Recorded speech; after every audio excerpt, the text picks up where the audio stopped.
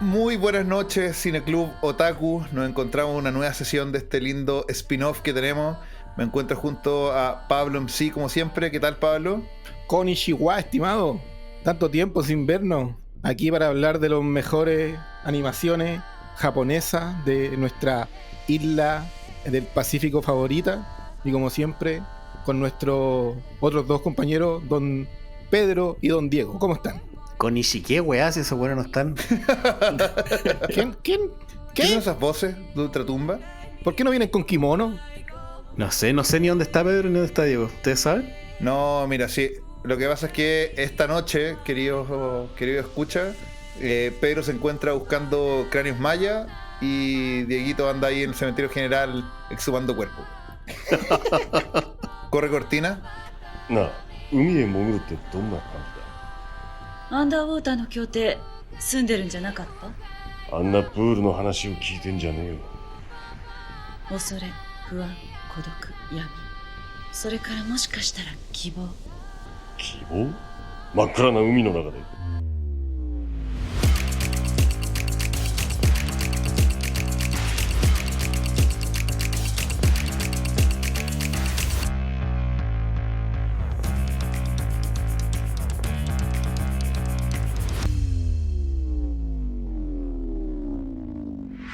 Cineclub es un podcast patrocinado por... ¡Nadie!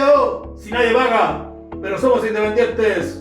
Cierto, pero puedes regalarnos un café en Buy Me a Coffee, seguirnos y dejarnos comentarios en nuestras redes y puedes recomendarnos a más amantes del cine.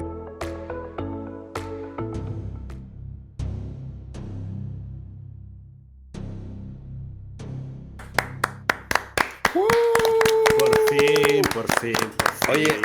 Oye, Juanca, ese compadre ya tendrá alma, ¿o no? El compadre que no hace la cortina de auspicio. Sí, por supuesto. ¿Tiene fantasma? Estoy totalmente seguro que sí. ¿Ese buen soñará con auspicio imaginario? Con auspicios eléctricos. Es que no solo sueña, los desea, los recuerda. Ya ha habido auspicios en su memoria. Hoy día vamos a hablar de una película que yo insistí demasiado que tenía que ser parte de este panel o del panel de Otaku de nuestro cineclub, pero yo me estaba asustando que lo evadían tanto. ¿Por qué lo evadían tanto ustedes, chiquillos?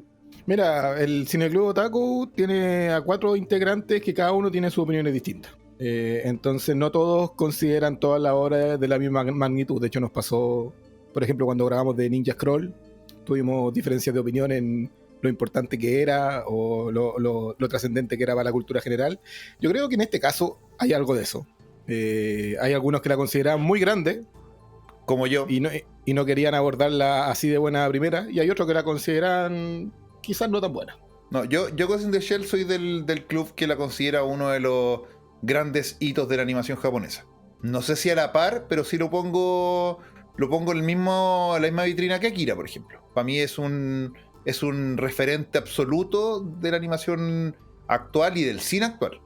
Pero De hecho, no todos opinan lo mismo. De hecho, conversan un montón las películas. Pero es que, a ver, muchas veces hemos conversado o lo hemos dicho, no sé si lo hemos dicho frente a este micrófono, pero internamente sí lo hemos conversado.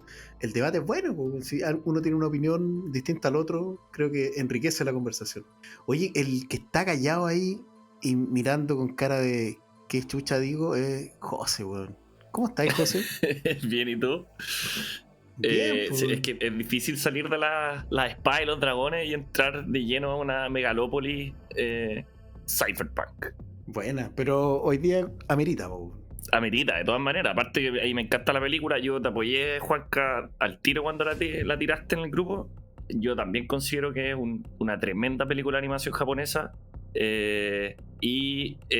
Además nos habla de un género que a mí me fascina, de la ciencia ficción. Ya, pues mira, yo voy a tratar de hacer una pequeña introducción y vamos a ir tomando de a poquito las banderas para ir avanzando en la conversación, en el debate. Lo que vamos a conversar hoy día es sumergirse básicamente en esta película que hace cuestionarse muchas cosas, desde qué significa tener un cuerpo hasta si realmente somos quien creemos ser.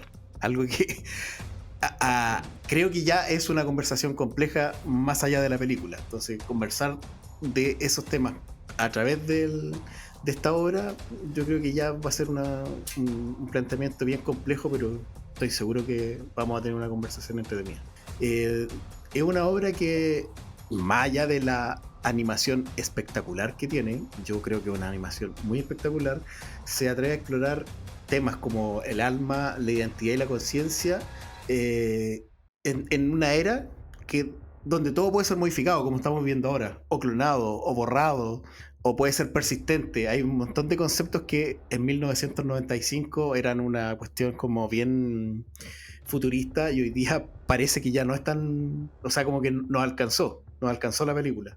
Y si pensamos que la película se hizo en 1995, ya entendamos que es una película súper avanzada. Un puente como entre la ciencia ficción y la filosofía más profunda. A mí eso me encanta, esa frase. Para entender el impacto que hay más atrás, en los años 90 Japón estaba saliendo de una burbuja económica y había un malestar flotando en el aire de la sociedad japonesa, una sensación de que la tecnología avanzaba más rápido que lo que avanzaba la sociedad misma, ya como personas. Y eso creo que lo refleja perfectamente la película. The Ghost in the Shell aparece como radiografía, por decirlo de alguna forma. Es muy estilizada esta radiografía, de alguna forma es bien fría, pero yo encuentro preciosa. Es un futuro, como dice el José, en formato cyberpunk, pero tiene muchas cosas ricas en su narración. Yo me gustaría que aquí, en este minuto, nuestro experto en datos y exploración por internet y fichas técnicas y todos los demás, don Pablo en sí nos cuente un poco de los datos de la película. Pero por favor, faltara más. ¿Qué dice Google? Mira, Ghost in the Shell, película de 1995 dirigida por don Mamoru Oshii, que a la vez es el director de otras grandes películas. Bueno, obviamente la continuación, Ghost in the Shell 2. Innocence. Pero también tiene otras películas que han rondado en las conversaciones otaku, que han sonado por ahí, que han... Una en particular que yo personalmente le tengo miedo, weón. Sí, que hemos mencionado que podríamos hablar de ella, que se llama Angel's Egg, el huevo del ángel, que es del 85, desde unos años antes de Ghost in the Shell, y que de hecho, como dato rosa, en unos meses va a tener una remasterización en 4K, la van a estrenar en Cannes, El huevo del ángel, que es una película incluso, yo no la he visto, pero según me han contado, incluso más filosófica que Ghost in the Shell. Mira, incluso más volada de cabeza. Entonces a este tipo... A mí uno de mis referentes del cine clásico, que es Diego Paredes, nuestro panelista, la fue a ver en Normandía hace un tiempo y no entendí ni una weá. Y para mí que Diego, porque bueno, Diego de verdad referentes, bueno, él y yo te diría Jorge, de esas personas que, bueno, una biblioteca andante de películas de todos los años y de harta como corriente cinematográfica, de conocimiento de corriente cinematográfica. Entonces a mí me dio miedo que Diego no la entendiera. Yo no la he visto y no la pude ver esa vez en el Normandía, pero yo creo que cuando se remasterice 4K vamos a tener que tocar la alarma de grabación y finalmente hacerle frente a esa vaca sagrada. Yo creo que va a estar difícil hacerle el kit ahí. Y bueno, obviamente, ya que estamos hablando de cine otaku, el cine otaku tiene su base, ¿cierto? Su origen en el manga, y en este caso el manga original de Ghost in the Shell es escrito por don Masamune Shiro y es del año 1989, primera publicación y última publicación un año y medio después, en noviembre de 1990. En el género del seinen, yo creo que esta fecha de publicación combina más incluso con lo que estaba mencionando de la época de la que venía saliendo Japón. Quizá a la mitad de los 90 o tirando para finales de los 90 ya venían un poco más superadas sus crisis económicas, pero esta representación en el manga cae al hueso en esa etapa conflictiva de la psicología japonesa. Y también habla un poco de lo rápido que se popularizó esta obra hasta llegar a hacer la película, porque ni siquiera era publicada, por ejemplo, en la Shonen Jump, que es la revista más popular o la revista más evidente de arte japonés. Obviamente también porque no es del género shonen, sino que es para chicos un poco más adultos, pero igual fue publicada en la Young Magazine, que no es una revista muy grande. Entonces, de cierta oscuridad del material original nació esta película. como dato rosa también hay otras obras de mechas o de ciencia ficción que también fueron escritas por este tipo de manga, como Appleseed o Dominion, que son Appleseed especiales, eran especiales bien buenas. Y bueno, el tipo tiene raigambre en la ciencia ficción, así que había harto material con lo que cortar. De todas formas, vamos a hablar de la película, y la película eleva la obra en formas que me imagino vamos a discutir durante esta hora de conversación que vamos a tener, ¿no? Oye, y ahí sobre el estudio de animación, que tú comentaste que, claro, tenía harta patita de la ciencia ficción en el creador, pero el estudio de animación no se queda atrás, ya que es Productions IG, ¿ya? Así se llama esto, que obviamente, bueno, hizo toda la franquicia completa de Ghost in the Shell, pero también, bueno, tuvo su patita en mecha con Pat Labor, la serie y la película. También tiene Jin-Ro, que también fue escrita por Mamoru Oshii. ¿Han visto esta de los soldados? Es bien Sí, potente esa buena. película también. Es buena. Bien interesante. Y de ahí tuvo un pasito bien interesante, que de las películas a las series se fue a Psycho Pass. Que si Sí. ustedes no han visto Psycho Pass, yo no lo podría recomendar más. Y juega muy al límite con el universo de Ghost in the Shell.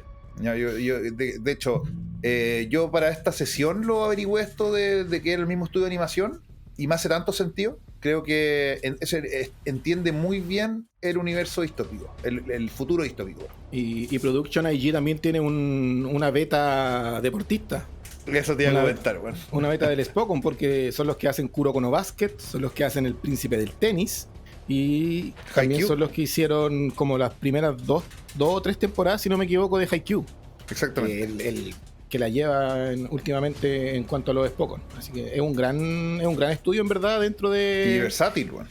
Sí, dentro de lo que es la industria de la animación japonesa. La última gran producción que tienen es Kaiju número 8, que de hecho, si no me equivoco, este año sale la segunda temporada, y tienen una cantidad de público tremenda. Estrenan una película, así que todo pasando con Production IG. Oye, muchachos, yo primero, antes de entrar como a lo medular de la conversación, quiero hacer una pregunta. Respuesta bien simple, bien escueta y concreta. Yo la vi en el 2000 aproximadamente, esta película, y cuando la vi sentí que no había entendido todo y que tenía que verla de nuevo. Pero sin decepción, no como esas películas que uno las ve y se decepciona. ¿Les pasó algo parecido a ustedes o no? Perdón, ¿te decepcionaste? No, sin decepción, pero sentí que tenía que verla de nuevo, que era una película grande que no la había entendido completamente. De todas maneras. O sea, esta película yo la vi en un ciclo de cine de la UC. La primera vez sentí que había visto algo que me había volado la cabeza, pero me lo llevé para la casa. O sea, no de esas películas que salió redondita, ni mucho menos. Me costó varios años y verla al reestreno en el cine, que tuvo hace casi 2 décadas, para yo creo que terminar de entenderla y como que llevarme los aprendizajes de la película. ¿Tú, José? Yo también creo que la tengo que haber visto como el año 2000.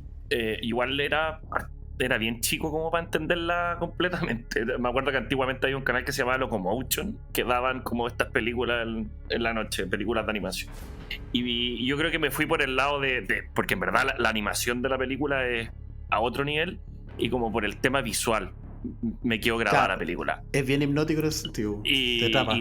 Y después ya más grande, ya con internet y todo el cuento, apareció como Ghost in the Shell, como vaca sagrada, digamos, de las películas de animación. Y yo recordaba haberla visto y ahí la volví a ver ya más viejo. Pero también, aún así, es como para darle varias vueltas. Hay hartos temas que, a pesar que es una película del año 95, yo creo que están más presentes que nunca hoy en día. Que eso es lo aterrador igual, porque igual son mundos distópicos. Entonces, que estemos cada vez más cerca de una distopía es aterrador. Sí, eso. Ya, pues entonces, como habíamos comentado antes en nuestra planificación de conversación, uno de los temas que a mí más me atrae y que me gustaría traerlo a colación ahora ya, es el tema que está hecho a través de... Esta historia está contada a través del cyberpunk. Y Sí. muchos se pueden preguntar, ¿qué es esto? Yo encuentro que es muy entretenido para relatar ficción, pero tenemos al experto que nos puede decir acá sobre la materia, por qué es tan usual encontrar que historias de ficción se cuenten a través de este género. El cyberpunk, o el infierno de neón, como se conoce, lo que pasa es que viene a hablar de un poco de de cuando la humanidad en el fondo se empieza a asustar de la tecnología. ¿Ya? Los voy a llevar, voy a hacerla súper corta, pero los voy a llevar muy atrás a la revolución industrial y a cómo se veía la tecnología en esa época. ¿Ya? Si tú veis los dibujos post-revolución industrial de cómo la gente se imaginaba el futuro, era como en el año 2000 los autos van a volar y todo va a estar automatizado y la humanidad se va a poder dedicar al arte y a la filosofía. ¿Ya? Después vienen las dos grandes guerras, que la Primera y Segunda Guerra Mundial, aparece la bomba atómica y viene el miedo a la tecnología. Y aquí ya empezamos a tener, digamos, una visión más oscura de lo que es la tecnología. Que la tecnología no es solamente para someter al medio ambiente, sino que también se puede utilizar para someter al resto de personas. Y empiezan a nacer, digamos, todas estas corrientes de ciencia ficción un poco más oscuras. El término cyberpunk se acuña por primera vez en 1984 con una novela norteamericana que se llama El Neuromante, que nos habla de un hacker que es contratado por una mafia, un hacker drogadicto y todo, que es contratado por una mafia para enfrentarse a una inteligencia artificial. El cyberpunk, lo triste, o sea, es súper llamativo porque es súper contestatario. Siempre suelen tener la mayoría de las historias cyberpunk, son como de rebelarse contra este sistema, que en la mayoría de las historias de cyberpunk ya los países ni siquiera existen. Lo que maneja el mundo son grandes industrias. No sé, para los que hayan visto la serie Cyberpunk de Edge Runner, por ejemplo, no sé, Arasaka es la empresa que controla, digamos, el mundo. Blade Runner, Blade Runner también son digamos, los grandes capitales los que manejan a la gente. Y la humanidad en el fondo está, en vez de gozar, digamos, de las bondades de la tecnología, se ve oprimida por la misma tecnología. El ciudadano de a pie, digamos, la persona que trabaja en estas ciudades colmena, están destinados a ser consumidos por estas mismas ciudades. Las bondades de la tecnología en el fondo solamente las obtienen los que están arriba de la cadena alimenticia, digamos, los dueños de estas mega compañías, que tienen incluso a los gobiernos sometidos a sus decisiones. Hay una serie que retrata súper bien el cyberpunk, que es de una serie de libros que se llama Altered Carbon, que está en Netflix. Tiene una serie de Netflix súper interesante la primera temporada. La primera temporada es muy buena. Ya. La primera temporada nos muestra muy bien el cómo la sociedad cyberpunk deshumaniza al humano. O sea, en el fondo, la gente pasa a ser solamente números y ni siquiera es dueña de sus propios cuerpos. O sea, a ese nivel, digamos, es de oprimente, digamos, las sociedades cyberpunk para con su gente. Generalmente son historias tristes, son historias oscuras, son historias sucias, donde nuestros protagonistas o héroes son consumidos por la misma ciudad en la que habitan. También el cyberpunk tiene que ver mucho con la modificación de nuestros cuerpos. Los humanos en el fondo no son capaces de adaptarse a esta vida sin modificar sus propios cuerpos, que es lo que vemos también en la película. O sea, en la película Ghost in the Shell, la protagonista, o sea, el 100%, el 99% de su cuerpo está modificado. Eso también va muy ahí. Sí, mira, el cyberpunk, tanto desde el punto de vista como tú lo estás contando, como lo que presenta la película de Ghost in the Shell, a mí me luce. Estamos hablando de los años 90, o sea, perdón, de los años 80, cuando se acuña de donde data este término. Era bien predictivo, por decirlo de alguna forma, como una lupa para lo que se está gestando y para lo que llegamos hoy día. Y ahí es súper interesante contrastarlo, como Ghost in the Shell de alguna forma refleja lo que estamos viendo hoy día, por ejemplo, con la inteligencia artificial, con el alma que le podemos atribuir, o la carencia de alma que le podemos atribuir a la inteligencia artificial, que es un debate constante que tenemos ahora. Por lo mismo, me gustaría también, para ya empezar a centrar la conversación en la película, Pabliño tenía... Oye, espérate, no, pero Juanca, un poco antes, que cuando José estaba comentando lo que definía el cyberpunk, toda la parte al principio de tu descripción me suena como que juega muy al borde con la ciencia ficción en general. No sé, por ejemplo, pienso en Alien, ¿cachai? Weyland-Yutani, la corporación, de nuevo, ¿cachai? Una mega corporación que es la que hace su fruto del futuro, básicamente, que es la que es dueña de todo. La gente vive en ciudades colmenas, se dedican a minar por Weyland-Yutani. Como que siento que hasta ahí no tengo la división. O sea, en el cyberpunk sí o sí tenemos que empezar a hablar, y el nombre lo dice obviamente, de cuerpos cibernéticos o de cyborgs para que sea cyberpunk, y ahí sería la diferencia entre una ciencia ficción distópica y derechamente cyberpunk. Es que a ver, no, porque, no sé, pues por ejemplo, hay otras obras de ciencia ficción donde sí tení modificaciones de cuerpo en el fondo y no son necesariamente cyberpunk.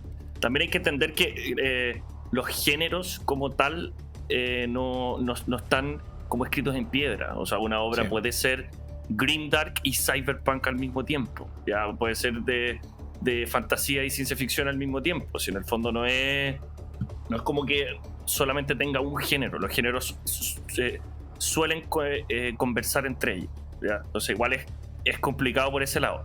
El cyberpunk en el fondo tiene mucho de... Bueno, el neón, que es lo clásico del cyberpunk, las luces, lo de las ciudades colmenas que nombramos, el tema de las industrias, la modificación de las personas. Si en el fondo el cyberpunk es cuando nosotros perdemos nuestra individualidad, digamos, por pertenecer a estas megaciudades, ¿ya? Las personas que viven en los mundos cyberpunk suelen estar consumidos, no son individuos por sí solos, sino que son parte, digamos, de esta gran ciudad o este gran país o este gran planeta, en el fondo, para el que viven y mueren. Es raro de llevarlo. O sea, no, pero igual con tu punto al principio me dejáis más claro. O sea, claro, de repente no sé, pensando en mi mismo ejemplo, Alien, la original, es puro terror, ciencia ficción, pero de repente Alien Romulus podría bordear el cyberpunk, encuentro. Te muestra bastante del mundo, como que te muestra más la ciudad, te muestra más el mundo. De repente puede ser, claro, como que parte un poquito cyberpunk antes de lanzarse al terror de ciencia ficción. Como tampoco hay que casarse ni encajonarse. Ya, yo he identificado en el cyberpunk algunos elementos que encuentro como bien interesantes que a lo mejor lo describen. No sé si está bien, José, esto que voy a hacer de listar cositas que terminan describiendo un género, pero creo, por ejemplo, lo que ya nombraron, así como este control corporativo, así como bien dominante o totalitario en algunos casos, es un elemento que casi siempre está presente. La crisis de identidad en los personajes, en los protagonistas, no como raza, sino que donde nos vamos a identificar en la historia, siempre hay un tema como de obsolescencia del ser humano, de tener robots que son capaces de hacer lo mismo y por lo tanto el ser humano se siente obsoleto. Hay un clima apocalíptico siempre, y ese apocalipsis no siempre tiene que ver con, por ejemplo, con explosiones, con bombas nucleares, tiene que ver con, no sé, por lo que hemos vivido, pues, como la lluvia ácida, hacinamiento, cosas de ese estilo, ¿cachai? Como que esos elementos siempre están muy presentes en el cyberpunk. Es que no sé si hay más. Los elementos distópicos, claro, igual los podía encontrar en otros géneros de la ciencia ficción. Pues, por ejemplo, como decía bien el Cristóbal, en Alien, por ejemplo, en Alien Romulus, igual tienes corporaciones o capitales que manejan y esclavizan la vida humana en distintos planetas. Pero ahí no hay una mezcla tan marcada de la tecnología con la vida humana o con la sociedad humana. De como que las personas siguen siendo personas y están en una suerte de nueva esclavitud, pero no necesariamente sus mentes y sus cuerpos están tan trastocados por la tecnología como lo que es clásico en el cyberpunk. Y también tiene que ver con el tono. Es que tiene que ver con el tono también de la obra. ¿Ya? Las obras cyberpunk vienen a responder mucho a ese estilo de escritura ochentero que es como no future, ¿cachai? Es como el personaje de una obra cyberpunk está como en esa constante, o sea, como que viven al límite, ¿cachai? Como que siempre las historias cyberpunk, o sea, la mayoría de las historias cyberpunk son como, no sé, personas que trabajan todo el día para con rajas y poder pagar el seguro que les permite que sus pulmones biónicos funcionen y que con esos pulmones pueden filtrar el aire de este mundo que cayó en un colapso planetario. Entonces, porque las mismas corporaciones les venden, estoy inventando un ejemplo, les venden el sustento a estas personas que en el fondo luchan por seguir respirando. Al final el tono opresivo que tiene el cyberpunk es muy distinto a, no sé, pues tenemos corporaciones en Star Wars, pero el tono de Star Wars es muy distinto al tono de una novela cyberpunk. Y tiene que ver con ese estilo ochentero, como de video de metal, ¿cachai? No sé, pues por ejemplo, el video de Do the Evolution de Pearl Jam, ¿cachai? Es como muy... Ese es el tono, ¿cachai? Como esa publicidad del gran hermano de Apple cuando lanzaron el computador. Claro. Verdad. Bueno, Akira también es cyberpunk. Sí, porque era hermana. Sí. Capitulazo de Cineclub también, para que lo vayan a escuchar. Oye, Pablo, sácate una sinopsis de la película para retomar la conversación y orientarla a la obra. Faltará que más, nos convoca. Faltará más. Mira, Ghost in the Shell está ambientada en el año 2029, solo 4 añitos en el futuro, así que estamos cerca. En una sociedad japonesa en que la tecnología ha avanzado hasta un punto en que los cyborgs son comunes. Hay cyborgs trabajando en limpieza, hay cyborgs trabajando en distintas áreas de la sociedad y hay cyborgs trabajando en el gobierno. Justamente nuestra protagonista es una policía cyborg, la teniente Motoko Kusanagi, un ícono para todos los otaku en verdad, que es una oficial de la sección 9. Y la sección 9 es una división especial de la policía japonesa, una división de élite y secreta más encima. Trabaja tras la cortina, tras las sombras, que se dedica especialmente a temas de lucha contra el terrorismo y el cibercrimen. En esta película en particular, lo que nos arma la trama básicamente es que están persiguiendo a el que va a ser una suerte de villano, pero después podemos conversar si está o no tan villano, que es el Pop Master, el maestro de títeres, que es un hacker que se ha infiltrado en cuerpos y en redes y está sin entender muy bien la misma sección 9 si es una persona o si es una inteligencia artificial o si es un código corrupto, etcétera, etcétera.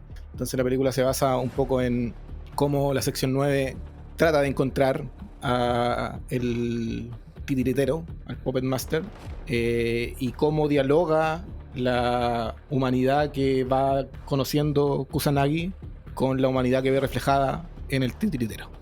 Eso me parece que es lo fundamental. Tremendo. Yo encuentro tremendo la sinopsis de esta película, como lo que hay detrás de contar esta historia. Hey.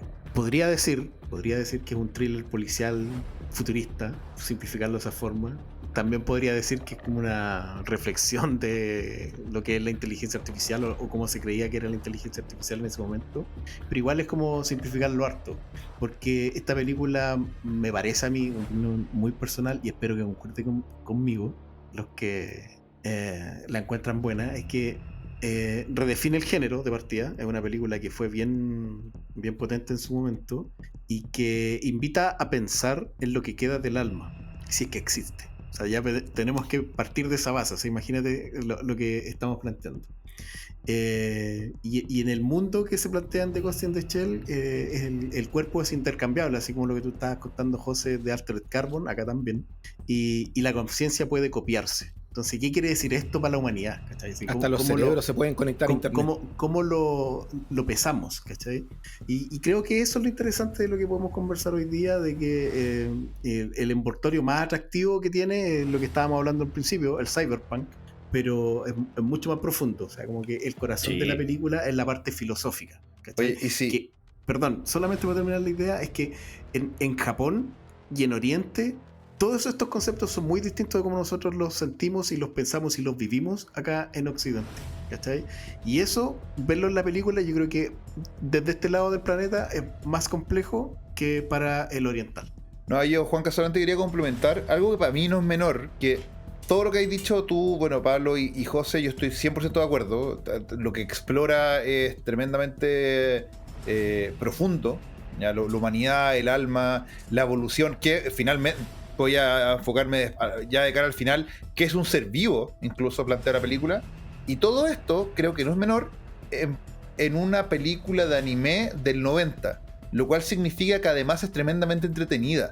La acción, las peleas, la visualidad, los colores, el impacto, la música, está todo hecho en pos de un entretenimiento que encapsula su propio fantasma, que es el planteamiento filosófico.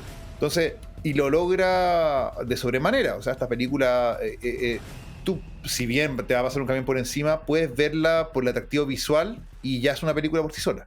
Y cada vez que la veáis vais a encontrar algo nuevo. Podéis darle una vuelta y una vez fijarte solo en lo visual y después verle fijarte solo en la dinámica, después verle fijarte solo en el pace, en el ritmo, que tiene un ritmo espectacular, y después fijarte y verla de nuevo y fijarte solo en la filosofía, que de hecho es un poco lo que me ha pasado a mí las veces que la he visto, que cada vez voy notando cositas nuevas que no me había fijado la vez anterior. Y todo esto en solo 83 minutos, más encima, menos de 1 hora y media. Es una locura. Impresionante. Eso. El poder de síntesis. Sí, pues también hablamos un poquito de eso en el episodio de Akira, que en el fondo, claro, te pasan un caballo de Troya que tú puedes verlo netamente para pasarlo bien, ¿cachai? Hoy que choro este nivel que todo el mundo habla, y por detrás te están metiendo una narrativa de que en cualquier otro medio serían 18 libros, 2 películas y 3 anexos. Ahora, lo que tiene por sobre Akira, si bien yo prefiero, a diferencia de ti, no las pongo exactamente en el mismo escalón. Sí prefiero Akira sobre esta, pero no puedo no reconocer que esta está mejor. Yo creo que por la naturaleza igual de su adaptación, porque la adaptaron en base a una obra que ya estaba completada, que fue distinta a la historia de la producción de Akira, que fueron haciéndola sobre la marcha y el manga terminó después de la película. Pero aquí está más apretadito, más contado, y el ritmo es mejor que en Akira, definitivamente. No se da vuelta, no tiene finales falsos, no termina más allá del clímax. Está justo contando lo que quiere contar en el tiempo que quiere contar y a una velocidad que es imposible sacarle los ojos a la pantalla. No hay ningún momento en que digáis, ya quiero descansar un momento, quiero ir a pararme a tomar un juguito o algo, porque la película, desde que te subí al tren de Ghost in the Shell, no te suelta hasta que Kusanagi ya está ahí cambiándose de... No voy a adelantar el final. Mentira. Igual es viejita la película como para contar spoilers, sé cómo queda lo mismo. A mí me gustó el concepto que dijo Cristóbal, esto de Caballo de Troya, que esta película es una película de ciencia ficción, cyberpunk y lo que sea, todo lo que podemos definir, pero por dentro tiene una cantidad de temas que vienen listos para conversar, o para debatir, o para analizar, o para estudiar, porque son hartas las cosas que podías hacer con los temas que plantea la película. Pero uno de los que más me interesa que avancemos, o que profundicemos, que conversemos, es esto de que la noción del alma en la cultura japonesa, que acá le llaman el ghost en la película, el ghost, el fantasma, como una esencia más que como una conciencia, que lo relacionan harto se compara harto con el alma, pero yo creo que hay una diferencia grande, porque acá en Occidente el alma se considera como algo separado del cuerpo. O sea, cada cuerpo tiene un alma, pero son dos cosas distintas. No están juntas. En cambio, en Japón, me parece que, y aquí me hubiera gustado que hubiera estado Pedro para apoyarnos en las partes más técnicas del japonicismo, esto está bien influido por el budismo. El alma no está disociada del cuerpo, de la parte física. Hay una continuidad entre la mente, el cuerpo y todo lo que te rodea, todo el entorno. Entonces, esta alma y ghost, que no es necesariamente algo místico, no es algo así como, no sé, fantástico, la película lo representa muy bien, lo cuenta muy bien como una suma de recuerdos, de intuiciones, de dolores, de patrones únicos, de lo que hacen que una persona sea lo que es, un individuo, pero sin separar las cosas. Y ese análisis que hace la película lo hace de principio a fin. No es que este análisis aparezca en algún momento en la película y después lo suelta. Es el núcleo de la película. La ficción está centrada para analizar este tema de qué es lo que es el ghost, qué es lo que es el alma, en este caso de las máquinas. Si las máquinas realmente pueden tener lo mismo que tienen los seres humanos que nosotros hemos sentido durante toda nuestra historia de la humanidad, que somos únicos. Y tú haces mención hasta en el título, po. O sea, desde el mismo título de la obra ya estáis hablando de la diferenciación o la posible separación entre el fantasma y nos reíamos que decía la concha, pero en verdad, claro, se refiere al exterior, al cascarón, al el cascarón. cuerpo, al cascarón, claro. Y es súper evidente, yo encuentro, incluso, obviamente en el título y también en la escena principal, en la escena de apertura. Porque después de los créditos, esto con las letras verdes que influenciaron a Matrix, ¿cierto? Y que generaron toda una estética que después, durante harto tiempo, dominó la ficción de ciencia ficción, justamente.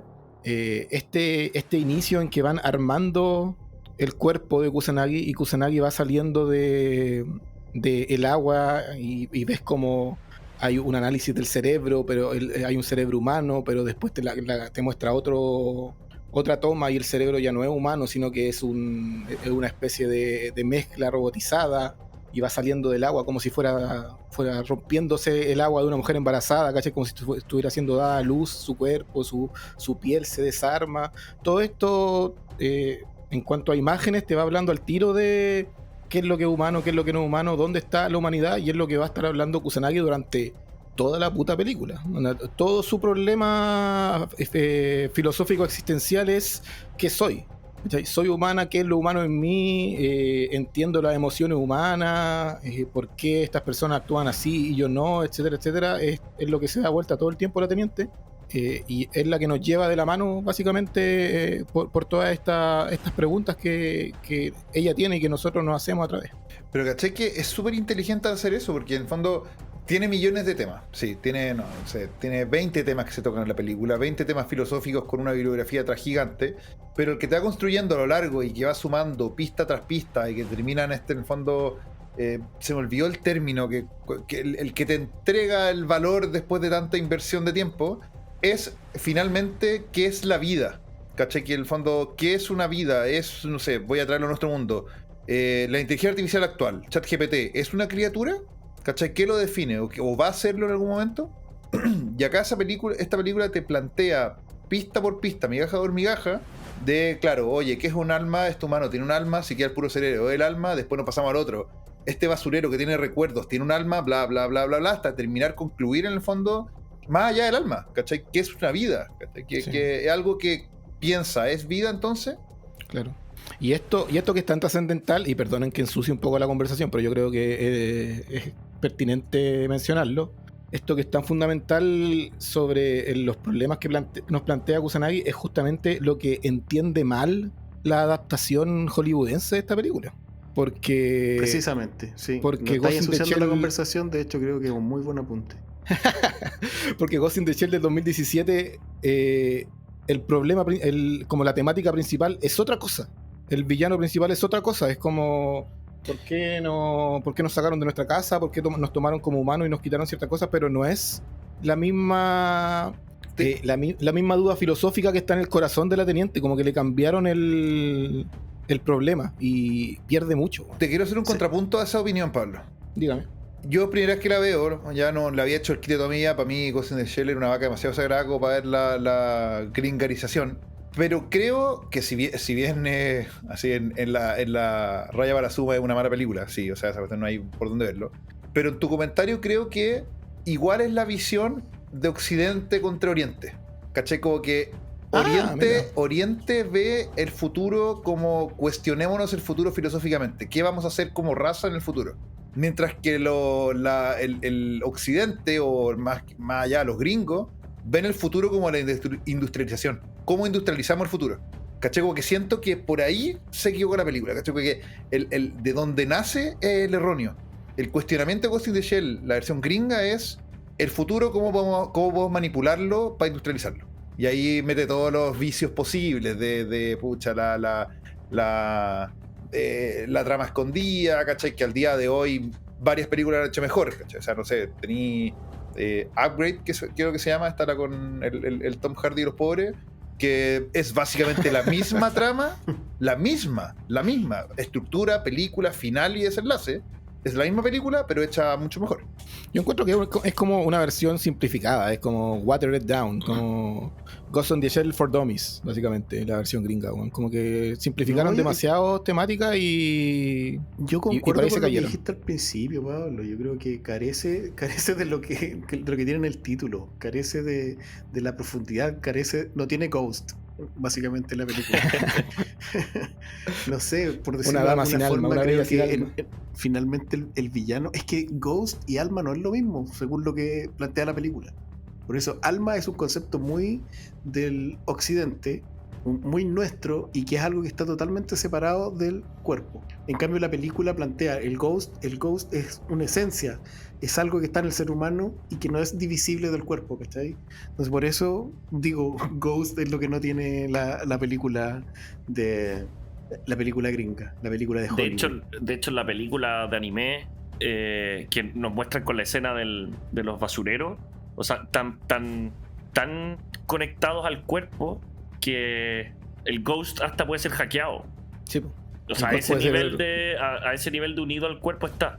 El Ghost puede ser básicamente como un escritorio remoto, te pueden manejar de cualquier lado.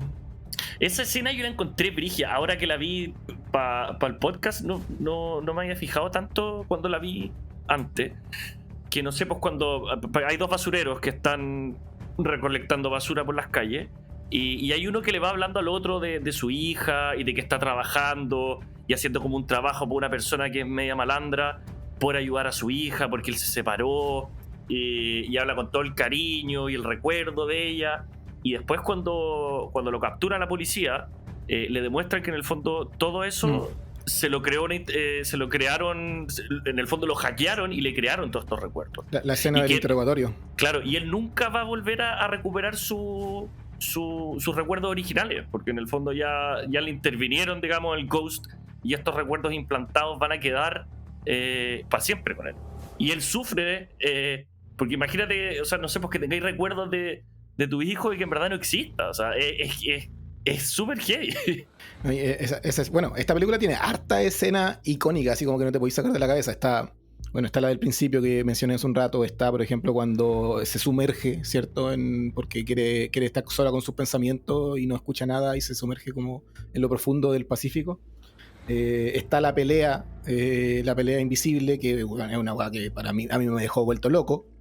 Pero esta escena del interrogatorio, yo con el tiempo y con las veces que la he vuelto a ver, me parece cada vez más interesante, porque claro, está este tema de que este tipo le implantaron recuerdos y que vive y cree y él jura que tiene a su hija en la casa, cuando en verdad, pero si los pacos le dicen, pero si tú vivís solo en un departamento que lo fuimos a ver hace años y años y no lo puede creer.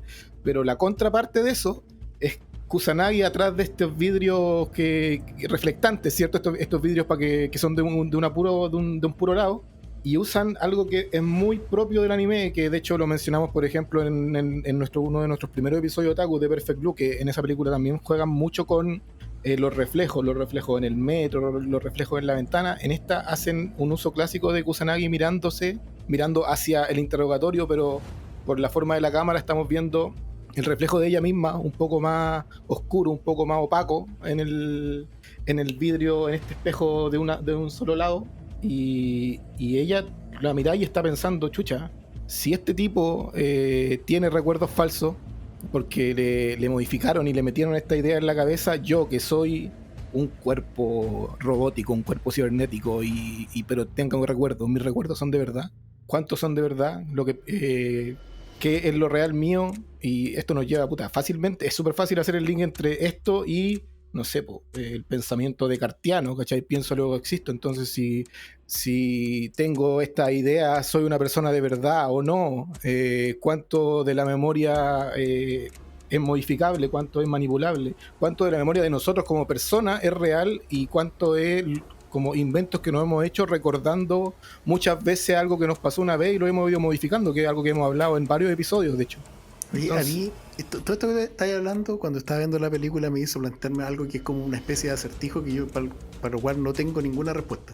Porque, bueno, la protagonista no es humana y ella declara en la película que no es humana, y al final no sé si importa tanto. O sea, nos importa que sea humana, pero me hace plantearme la pregunta: ¿qué es la que hace, o sea, qué cosa hace que no sea humana? Que la podemos decir que no es humana. Porque el personaje es un personaje que se comporta como cualquier ser humano, que tiene todo lo que tendría cualquier ser humano, cualquier característica de un personaje de protagonista. Pero ¿por qué no es humano? ¿Por su cuerpo artificial? ¿Por la conciencia, esta conciencia manipulada? Yo encuentro que no por su actúa para historia, nada sus como humano. recuerdos. Yo estoy de acuerdo con Pablo. Yo encuentro que no actúa como humana. Yo creo que eso es lo que no la hace humana, justamente, la forma en cómo ella se diferencia en su actuar de otras personas. Por ejemplo... Es que ¿sabes por qué yo creo que sí actúa como humana? Porque está actuando como humana porque se está cuestionando su existencia. O sea, nosotros la estamos viendo en el momento. Sí, no está actuando eso como el humano sí. tradicional, porque la pillamos en el momento en que está filosofando sobre qué es lo que es. ¿Cachai? Pero, por ejemplo, piensa en la escena cuando van en auto. Si no me equivoco, van justamente preparándose para perseguir a los basureros. Sí. Y el chofer es su compañero de la policía, que es humano, que es como el único Paco de la sección 9 que no está como con modificaciones. Y en el diálogo le dice: es importante que tú seas el que va conmigo, porque eres el único que no tiene modificaciones, entonces el único que va a actuar como humano de verdad frente a lo que sea que pase, el único que puedo confiar que no lo van a hackear. Esa, por ejemplo, es una escena. Otra escena es, por ejemplo, cuando está buceando, está en las profundidades, sale y se encuentra que su compadre ahí llegó al barco y la está esperando, y Kusanagi sale así, se sienta en la orilla del barco y se empiezan a pelotar. Y le da lo mismo, ¿cachai? Como que ya empiezan a pelotar, y el otro weón como que la ve y corre la cara, porque no quiere verla, porque hay cierta tensión sexual. Kusanagi ni siquiera entiende que hay tensión sexual. Para ella es una weá que no registra, ¿cachai? Como que ella no entiende qué puede pasar porque no tiene esas sensaciones, no tiene esas emociones. A mí eso es lo que se me hace como fundamental, que la separa de la humanidad como la plantean el resto de los personajes de la película. Como que tiene como una lejanía de las emociones muy patente. Qué buena reflexión. O sea, yo no lo había visto así. Yo estaba con Juanca, yo la veía como un humano más como traumado, ¿cachai? Pero un humano. Pero voy a plantear algo. ¿No existen seres humanos así? Sí, pero seguramente lo tratan de psicópatas, por ejemplo. Pero existen. Es que cuando de repente pensamos o idealizamos al ser humano, pensando que el ser humano es una... De partida pensamos que es una máquina perfecta, que todos son bondades, y no es así. O sea, de hecho, te diría que genéticamente todos tenemos pifia como seres humanos. Todos tenemos alguna enfermedad, todos tenemos alguna degeneración a nivel físico, y ¿para qué decir mental? ¿Cachai? Entonces, no sé por qué pensamos que este personaje puede no ser humano, porque tú estás describiendo cosas que perfectamente podrían describir un ser humano. O sea, yo creo que esa es la duda que tiene. Ahora, igual la película te plantea para los dos lados, pues me da esta idea de la que yo me estoy agarrando, y también te da ideas para agarrarte para la otra dirección. Sí. Casi sin respuesta. Yo igual te interrumpí, Cristóbal. Perdón. No te preocupes, no, si era una intervención muy chica. Encontraba buena que estaba de acuerdo contigo, que encontraba bueno el punto de Pablo, pero yo sí la considero una humana que está súper traumada por su realidad, pues, ¿cachai? O sea, imagínate que sabes que eres mitad, o sea, mitad, un 1% humano, pero igual sabéis que hay algo, pero al mismo tiempo estás viviendo una realidad que te dice que todo lo que ves puede ser que sea falso. Puede que esté siendo controlada 100% por otra persona y no tiene nada que ver. O sea, es como una esquizofrenia absoluta, pero sabiendo que la tienes. ¿Cachai? Es una... O sea, yo no sé cómo comportaría en ese caso. ¿Cachai? Y aparte que también Vale. en la escena cuando salía del buceo y hablaba con su compañero en el barco, ahí dicen algo súper importante. En el fondo, ellos están condenados a cumplir su labor en el Escuadrón 9, ¿cachai? Ellos no pueden retirarse, porque al momento de retirarse, todas las mejoras de su cuerpo no les pertenecen, sino que son de la policía y tienen que entregar todo eso. Y una vez que entregas todo eso, ¿qué queda de ti? ¿Cachai? Es como la cuestión del barco Teseo. Yo creo que juega mucho con eso también. Oye, pero eso es una realidad para cualquier ser humano hoy día, ¿eh? Es que, insisto, yo soy de la idea que nosotros hoy en día vivimos en una distopía cyberpunk. A ver, desarrolla un poquito mejor eso. No, o sea, es que lo veo. Por ejemplo, cómo estamos perdiendo nosotros como individuos. Ya, no sé, por ejemplo, voy a tirar un ejemplo muy ridículo: el fútbol. Ya, hay la gente que es, no sé, de la U y los del Colo. Y ya deja de ser Cristóbal de la U, sino que los de la U odian a los del Colo y son capaces de matarse por tener camisetas de color distinto. Entonces ya no son personas que son fanáticas de la U, ¿cachai? Pasan a ser parte de un colectivo, como una mente colmena, digamos. También lo veis, por ejemplo, no sé, los debates políticos hoy en día en internet, donde estamos cada día más polarizados y ya a la otra persona no la miráis como una persona que piensa distinto, ¿cachai? Lo miráis como una persona de izquierda radical o una persona de derecha radical y ya partís odiándolo por un tema de que pertenece a la otra mente colmena. Lo que está pasando hoy en día en Twitter, para la gente que ocupa Twitter, de repente hay debates en Twitter y hay gente que ni siquiera es capaz de dar su opinión, sino que pone @grok porque esta persona está equivocada, ¿cachai? Oye, sí. Es heavy. Es pa'l-hoyo esa weá. Es heavy cómo estamos perdiendo, digamos, nuestra capacidad de pensar, nuestra esencia como persona, nuestro ghost, digamos. Creo que lo estamos perdiendo. Y creo que estamos entrando en una distopía cyberpunk. Y no sé, hay capítulos de Black Mirror que de repente los veí y decís, chuchi, igual esto está pasando. O sea, estamos en esta distopía. Y es complejo. Y es, insisto, como dije hace un rato, es aterrador. Y Black Mirror es otra de las cosas que está altamente influenciada por Ghost in the Shell, sin duda. Sí, por supuesto. Verdad, totalmente. Y tenemos episodios de Black Mirror también para los auditores, para los socios del Cine Club que pueden ir a buscar. Ya, ¿viste la nueva temporada? El capítulo del matrimonio de la chica que pierde una parte del cerebro y tiene que pagar. El primer episodio. Que es desolador. Es algo que pasa hoy en día, ¿cachai? O sea, no te ponen comerciales, pero personas que tienen un familiar que vive con una enfermedad compleja, que necesita un tratamiento caro y que es difícil de costear, es gente en el fondo que perfectamente hoy en día con lo que vemos en TikTok y todo puede terminar haciendo el ridículo, ¿cachai? En línea, con tal de tener recursos para poder mantener una persona que está enferma de su familia. Oye, yo, mira, entiendo el punto, entiendo para dónde estamos orientando. Creo que hay o sea, podríamos pensar que The Ghost in the Shell anticipó todo lo que estamos viviendo hoy día de alguna forma, u otras películas, u otras series, anticipar lo que estamos viendo hoy en día, pero creo que The Ghost in the Shell no va tanto por ahí. O sea, yo creo que compararla con la inteligencia artificial de hoy es como romantizar la película y sobre todo, siendo una persona muy del lado tecnológico, es sobre valorar nuestra tecnología. Lo que plantea Ghost in the Shell como película yo creo que es mucho más profundo, tiene mucho más del lado espiritual, más filosófico. Por ejemplo, compararla con ChatGPT o todos los deepfakes que tenemos hoy día, es como reducirla bien a la parte como alegoría tecnológica, ¿no? ¿Cachai? Cuando en realidad la película pregunta por la naturaleza misma, o sea, como que vamos por otro lado, con lo que tiene que ver con la existencia.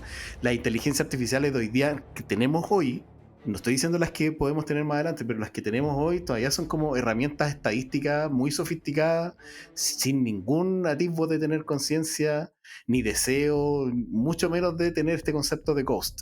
Pero puede ser que para allá vayamos, no lo tengo claro. Pensar en que la IA actual podemos llegar a tener un concepto como el Puppet Master que estaba contando Pablo, claro, que él ya está, o sea, totalmente fuera de alcance en este momento. Nuestra relación hoy día con la tecnología es mucho más banal, ¿cachai? Ese es el tema, yo creo que el núcleo medular que quiero plantear.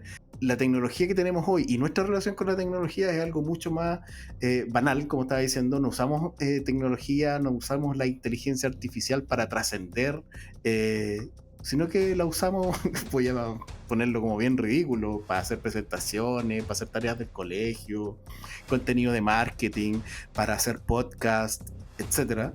¿Qué? ¿Para hacer podcast ocupamos inteligencia artificial, Juan Carlos? No, nosotros no, pero me han contado que otros podcasts sí lo usan. No qué sé, pues miedo. las redes sociales no. Mira, yo creo que las redes sociales no nos despersonalizan hoy día como. Sino que están amplificando lo miserable que podemos ser, pero no cuestionan nuestra esencia. ¿Cachai? Y- puedo estar ¿Tú no estás de acuerdo? Bueno, No, sí conversamos. puedo estar de acuerdo. Ah, Entiendo que no va por ahí. No es tan evidente nuestro uso de las inteligencias artificiales, pero lo que sí me parece es que claro, que la toma por el otro lado, porque Kusanagi está tratando de entender qué es lo que la hace humana o qué es lo que la hace no humana, y se enfrenta contra el Puppet Master, y aquí ya me voy a tirar a spoilear No, dale nomás. el arco final. Sí, Llevamos 1 hora hablando de una película de 30 años. Vos dale. En que el Puppet Master hace el camino contrario, básicamente. Viene en la misma carretera, pero en la dirección contraria. Puppet Master, bueno, de partida, a mí me encanta cuando lo plantean como de dónde salió este tipo, y no, parece que es un hacker estadounidense, un hacker americano que está contratado y lo trajeron porque ya te habla de como problemas históricos de Japón con su aislamiento y con el miedo a la potencia extranjera, de la bomba atómica, etcétera, etcétera. Pero después voy viendo que no. Después voy viendo que tiene que ver con el proyecto. ¿Cuánto era? ¿2025 o algo así? primero se atribuye que es de origen humano, Claro. y no lo es. Claro, por eso. Primero como que van hablando de eso y vais de a poco entendiendo que en verdad es una suerte de código, una suerte de creación, una suerte de ente escrito que toma conciencia de sí mismo a la Skynet. ¿Cachai? Así como, en ese sentido es como lo que entendemos como lo distópico de la ciencia ficción, de que el miedo quizás como tan personal que tiene la gente de la inteligencia artificial, de que algún día va a despertar y nos va a matar a todos. Eso es lo que le pasó al titiritero, ¿cachai? Como que se dio cuenta de que era independiente y que podía pensar, entonces está haciendo el camino contrario, está haciendo, Pero- yo sé de dónde nací y estoy buscando cómo me estoy transformando en humano. Y ese es el diálogo que tiene con Kusanagi que hace tan rica la película, donde Pero- al final cuando se encuentran y tenía a Kusanagi a un lado y al titiritero a otro y están como conectándose, esa weá es una escena de persona de Berman, ¿cachai? Pero tú Es una- caché que lo lindo en el fondo, bueno, y ahí de nuevo voy a ponerle frente a la live action, ¿cachai? O cualquier otra película distópica que no entienda lo que va el Ghost in the Shell. La visión obvia sería, no, este weón quiere ser el siguiente paso en la evolución. Y bueno, quiere dejar la cagada y bla, bla, bla, bla. Bueno, este weón quiere reproducirse y vivir. Sí, ¿Cachai? Quiere ser libre. Entonces, puta, es una distopia, claro, para nosotros como humanos de repente, claro, es terrible, pero una distopia incluso está positiva, ¿cachai? Como creamos algo, se creó solo, y ese algo quiere vivir, ¿cachai? Ese es su final, ese es su deseo último. Y eso lo encuentro súper bonito, Que es lo Sí, más la- humano que hay. claro. La humanidad está avanzando poco a poco a ser como permanente, como a ser inmortal, a ser cibernética, y tenemos a esta confabulación, a esta creación cibernética que está tratando de avanzar poco a poco a ser mortal. Eso Claro. es lo más bonito para mí de la película. Se hizo el silencio. Nos dejaste sin palabras. No, es que es una película para reflexionar, entonces de repente necesitamos estos segundos de silencio para continuar con la conversación. Oye, otras películas del corte cyberpunk, ciencia ficción, que a ustedes les haya surgido en sus cabezas cuando estaban viendo o reviendo The Ghost in the Shell. Blade Runner al tiro. Sí, pues, evidentemente que sí. Es como indivisible ese pensamiento, Sí. ¿no? O sea, bueno, yo mencioné, claro, que Matrix, por ejemplo, está obviamente influenciada por esto, estéticamente y temáticamente. Estéticamente sobre todo. Pero, por ejemplo, no sé, Ex Machina cae de cajón. Sí, por Como supuesto. que habla lo mismo desde otra perspectiva. Y no sé, bueno, es que Ghost in the Shell es tan... marcó tanto, por ejemplo, de repente piensa ni siquiera en películas, sino en otros medios. Por ejemplo, Metal Gear. Hemos hablado antes de que nos gusta Metal Gear. El camuflaje táctico de Snake en los últimos juegos es Ghost in the Shell. ¿Cachai? Funciona igual, se ve igual, tiene la misma falla. Se supone que está basado en el pulpo, ese, el del Metal Gear. Pero Pero claro.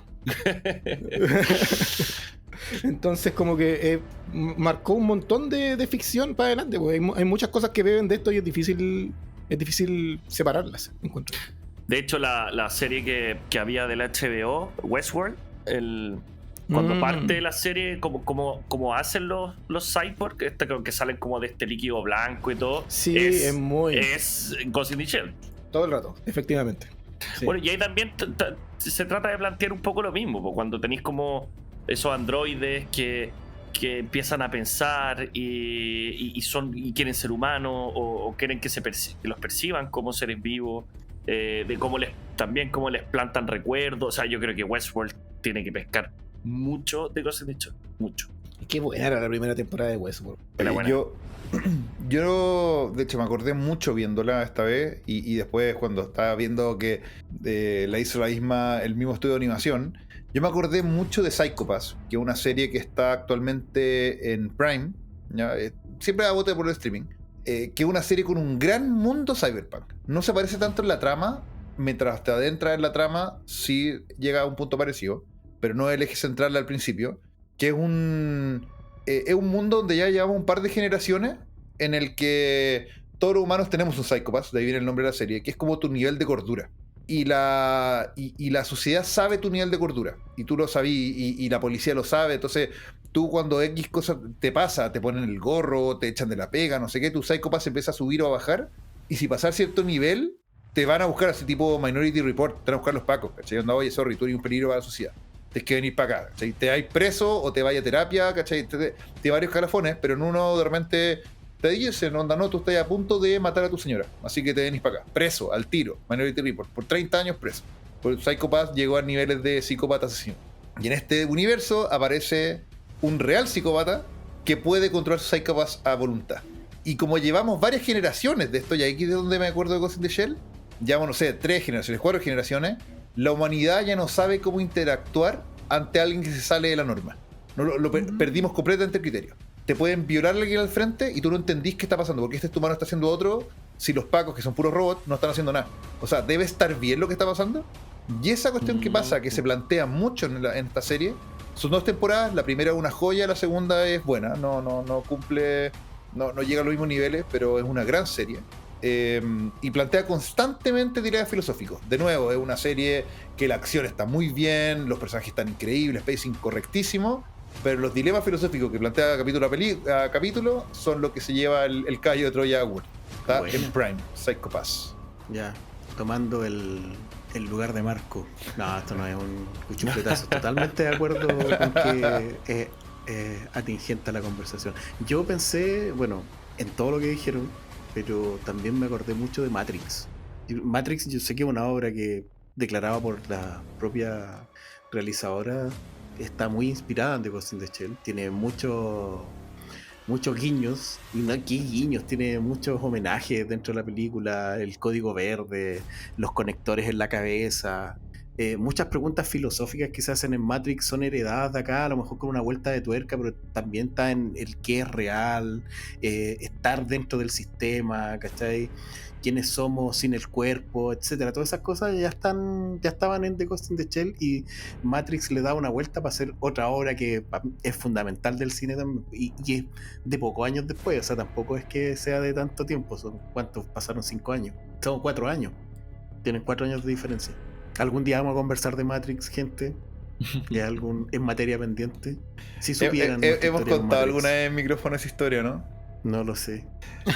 Cuando lo intentamos. En un principio de los tiempos, cuando estábamos empezando a preocuparnos de métrica, cuando ya estábamos pasando un poquito de una junta de amigos nomás hablando con el micrófono de los audífonos, dijimos, oye, ¿sabéis qué? Parece que como Spotify te deja anclar un capítulo al principio de tu feed de Spotify, tenemos que grabar un capítulo de la puta madre con una vaca sagrada, ¿cachai? Increíble que el weón que entra al podcast lo vea, se suscribe y lo escucha todo.